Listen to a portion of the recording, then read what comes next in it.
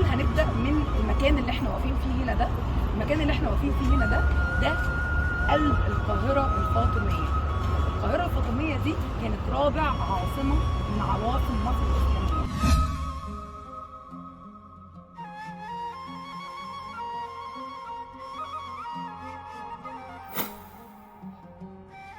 احنا عارفين ان مصر قبل الفتح الاسلامي كانت العاصمه بتاعتها فين؟ كانت العاصمه بتاعت مصر في الاسكندريه. لما هيحصل الفتح الاسلامي لمصر هيقرر ان هو ينقل العاصمه لمكان اقرب، خلاص؟ لان الخليفه عمر بن الخطاب قال لعمرو بن العاص لا اريد ان يحجز بيني وبينك ماء، يعني انا عايز، هو كان عمرو بن العاص كان عايز اسكندريه برضه تفضل العاصمه، لان هو كان منبهر جدا بشوارعها ومبانيها، لان هو زارها اصلا قبل ما ينزل فتح مصر. فكان نفسه ان العاصمه تكون في اسكندريه، وبعت عمر بن الخطاب فعلا يطلب ان العاصمه تكون في اسكندريه، وقال له ده هي مدينه جاهزه واحنا مجرد ان احنا هنبني فيها جامع وخلصنا على كده. فقال له لا، ابيني وبينك ماء؟ قال له اذا فاض النيل حجز بيني وبينك ماء. قال له لا، مش عايز، اني اريد ان اركب دبتي من المكان اللي هو فيه ويوصل له المكان اللي هو فيه من غير ما يحول بينه وبينه ميه. فبالتالي فكر عمرو بن العاص ينقل العاصمه او يوديها فين. فاول حاجه جت في تفكيره هي منطقه اللي احنا دلوقتي بنسميها الفسطاط، كان اسمها مصر. يعني المنطقه دي، الحي ده او المنطقه دي كان اسمها مصر. وكانت اشهر حاجه موجوده في الحي ده حصن بابليون، وهو الحصن الروماني اللي بناه الامبراطور تراجان، كان موجود في المنطقه دي. ودي اكتر منطقه حصينه واجهت عمرو بن العاص فتح مصر، واكتر منطقه عطلته عشان يدخل مصر. فقال فاذا المنطقه دي اميز منطقه احط فيها ايه؟ العاصمه بتاعتي. تاني حاجه ان المنطقه دي كانت في وسط القطر المصري واقرب مسافه الى بلاد الحجاز والى المنطقه اللي فيها الخلافه. فعلشان كده اختار المنطقه وبنى اول عاصمه وهي مدينه الفسطاط. طبعا ليها قصه كبيره بنحكيها لما بنكون هناك. تلاها طبعا عصر الخلفاء خلص وجه العصر الاموي، وبعدين في العصر العباسي اتغيرت العاصمه واصبحت مدينه العسكر شمال شرقيها، يعني في الشمال الشرقي جم الوالي حطوا الخليفه العباسي بعت والي، فبنى مدينه جديده اسمها مدينه العسكر، وبنى فيها مسجد العسكر شمال شرقي الفسطاط. ثم برضه في العصر العباسي جه مين؟ احمد بن طولون. كان احمد بن طولون اصلا نائب الوالي، يعني الوالي كان المفروض اسمه بكباك، خلاص؟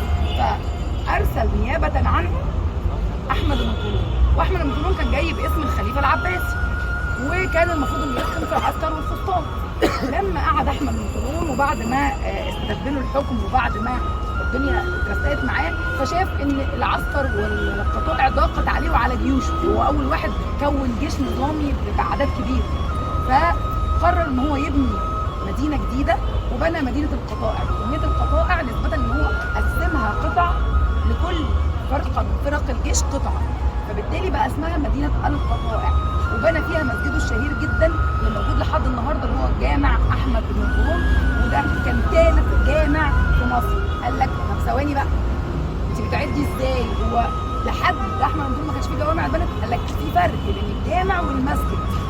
المساجد هي اللي بيقام فيها الفروض الخمس، الصلوات الخمسه على مدار اليوم، فدي بتقام كتيره وفي كل الحارات وفي كل الشوارع، لكن الجامع بيكون واحد في المدينه.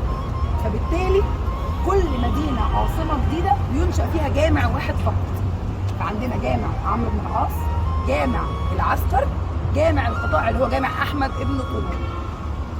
بعد احمد بن طولون طبعا الدنيا اتغيرت وجه الاخشيد تاني، وبعد الاخشيد نهايه عصرهم بدا يحصل في تدهور كده في الدوله المصريه بسبب ضعف الولاة، لان هم كانوا اطفال صغيرين وكان عليهم وصاف، يعني ناس وصي واقف على الحكم يعني. المهم كان اخر واحد في الحكام دول جه الفاطميين، كانوا ظهروا بقى في التوقيت ده. الفاطميين دول مين؟ الفاطميين هم جزء من الشيعة الإسماعيلية اللي هاجروا وراحوا لبلاد المغرب العربي وأنشأوا هناك مدينة ليهم، وأنشأوا هناك دولة ليهم يسموا العبيديين، يعني ساعات بيسموا في المراجع في الكتب العبيديين. وسافروا وأنشأوا فعلا دولتهم في بلاد المغرب العربي اللي هي المغرب وتونس والمنطقة اللي هناك. وكانت عاصمتهم مدينة المهدية، لكن طول الوقت كانت عينهم على فين؟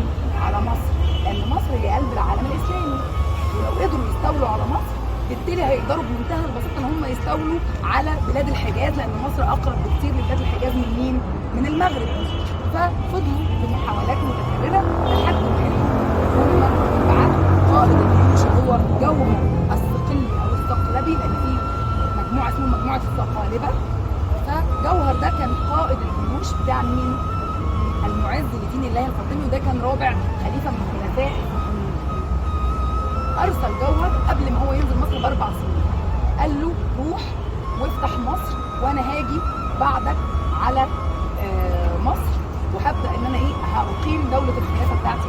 جه جوهر وقعد 4 سنين هنا. اول ما جه مصر قرر ان هو هيبني عاصمه جديده، لكن العاصمه المره دي هتكون عاصمه ملكيه، مدينه ملكيه. يعني ايه مدينه ملكيه؟ يعني مبنيه خصيصا للحاكم واسرته وكبار رجال الجند والامراء فقط لا غير. مش هتبقى مدينه للعامه ولا المصريين يسكنوها ولا يدخلوها الا بتصريحها. وبالفعل بدا جوهر الصقلي ان هو يحدد حدود مدينه القاهره. طب اشمعنى اختار الموقع ده تحديدا؟ ببساطه الامتداد الاصلا المنطقي طول الوقت للعواصم كان بيبقى في الشمال الشرقي، لان المنطقه بتاعت عواصم مصر الاسلاميه كانت محوطه من الغرب بنهر النيل، من الشرق جبل المقطم، خلاص. فما كانش عندي وفسطاط في الجنوب وراها على طول حصن بابليون، فما كانش عندي غير الامتداد الشمالي والشمالي الشرقي. وهو شاف ان المنطقه هنا مميزه جدا ومناسبه جدا. المنطقه كانت معظمها عباره عن بساتين لكافور، كافور الإخشيدي، واحد من حكام الإخشيدي يعني كان اسمه كافور الإخشيدي. وكانت المنطقه هنا ما فيهاش حاجه غير دير للمسيحيين وبساتين كافور الإخشيدي.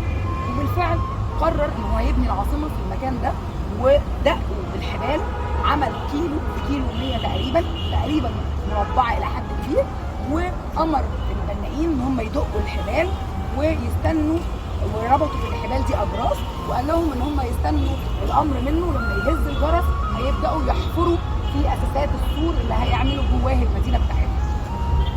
الفاطميين كانوا علماء في الفلك، يعني كانوا بيدرسوا الفلك وكانوا عندهم علم شديد جدا بعلم الفلك. فكان هو منتظر ظهور نجم معين في السماء علشان في التوقيت ده يهز الجرس. طبعا في اقوال كتيره بتتقال ان هو قال ان هي غربان وقفت على الحبال فهزتها، العمال بداوا يحفروا. فهو طب ايه يا جماعه انتوا بتحفروا ليه؟ المهم بص في السماء، قعدوا يطلعوا لقوا النجم القاهر هو المريخ.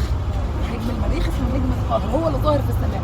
وساعتها تشائموا وقالوا دي فال شؤم، يعني قالوا ان المدينه بنيت في وقت شؤم وزعلوا. وكانت اسمها المنصوريه، يعني لما بنوها باسم المنصوريه.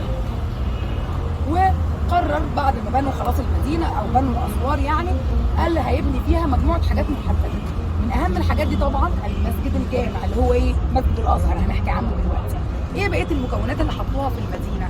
عملوا حاجه اسمها القصور الزاهره، وهي 7 قصور للحاكم او الخليفه الفاطمي وزوجاته وابنائه والامراء الفاطميين.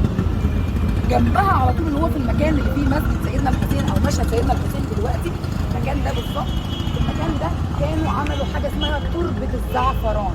تربه الزعفران دي قرر الخليفه ان هو يعملها ويجهزها علشان نقل رفات اجداده من الفاطميين كلهم، ينقلهم ويجيبهم هنا كنوع من الوفاء، ان انا قدرت احقق لكم الحلم اللي انتم بتحلموا بيه من يوم ما عملتوا الخلافه الفاطميه، ان انتم تبقى مقركم في مصر، فانا قدرت ان انا انقل الرفات بتاعتكم.